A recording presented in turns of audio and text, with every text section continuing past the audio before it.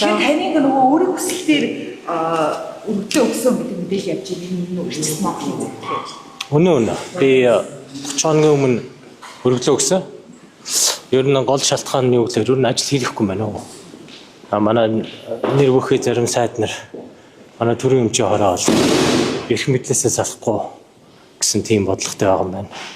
Бид нар орж ирээд өнгөрсөн 6 сарын хугацаанд нийт 35.8 тэрбумын хэмнэлт гаргаж байгаа байхгүй. Өөрөөр хэлбэл төрийн өмчийн компаниудын ил тод байдал, санхүүгийн сахидах бат зөв засаглал руугаа оруулах гэж нэлээд хичээлээ. Тийм болохоор нэг талаас одоо би бол энэ төрийн өмчийн компаниудын реформыг ингэж эхлүүлэх нь зөв, үргэлжлүүлээд явах нь маш чухал гэж бодож байгаа. Яг улс төрийн шалтгаанаар бол өөр л одоо замаар яваад байна л да. Тэгэхээр би бол энэ дээр нэгэнт л одоо төрийн өмчийн компаниудыг ашигтай ажилуулад засаглалын тодорхой болгоод гол нь энэ улс төрчдийн нөлөөнөөс салах хэрэгтэй. Хамгийн гол реформ бол энэ. Тэгэхгүй тэгэл сонгуулийн циклээр л явдаг. Тэгэл шин сайд дарга нар гарч ирэхээр нөгөө хүмүүсээ байршилдаг, томилдог, бүх удирдлагын томилгоонд нь оролцдог ийм юмнаас бид салах хэрэгтэй. Тэгэхгүй үл энэ ямар нэг реформын үйл ажиллагаа явахгүй гэж би бодож байна. Антиг ямар дарга өсөлтөө шүү.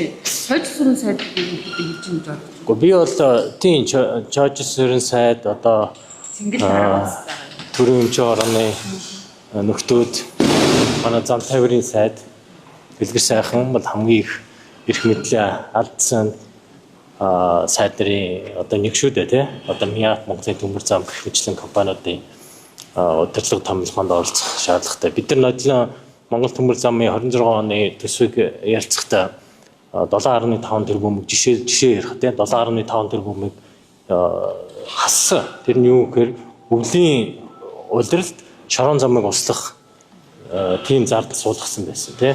Ер нь тэгэл нэг сайд нарын тойргийн санхүүжилтийг хийдэг юмшиг тиймэрхүү дур зоригтой харагдсан. Тэрийг бид нэр эсэргүүцэж одоо өөрчлөлт оруулсан. Төрийн өмчийн компаниудын хяналтын менежерүүдийг одоо бүгдийг нь халах хэрэгтэй шүү. Тийм. Дуусна уу? Дуусаагүй байгаа. Одоо ер нь тэгээд бүгдийг нь халах хэрэгтэй шүү. Тэдний одоо ямар ч хэрэгцээ байхгүй. Тэгэхээр энэ салбарт ингэж их өгсөн учраас салбар хөгжихгүй байх гэж харж байна юу? Тэгж байна. Ер нь бол төрийн өмчийн компаниудын удирдлага ялангуяа тузыг бол хараад тусаад байлгах хэрэгтэй. Тузын гишүүдийн дийлэх болгохын гаднаас мэрэгжлийн тузын гишүүдийг томлох хэрэгтэй. Тэгжээж энэ компаниудын засаглал чинь зөв явна. Тэгэхгүй бол тэгэл нэг утсан хөвгөлтөндийг томлол ингээд явхад ч энэ төрийн өмчийн компаниудын засаглал чинь ерөөсөө сайжрахгүй шүү дээ. Та ажлаа өгье гэж одоо шийдвэр гаргасан гэхлээр ер нь бол ингээд шантраад болиор гэсэн үг юм уу? Ер нь тийм. Ер нь бол тэгээд ажил хийхгүй байх нь маш тодорхой болсон.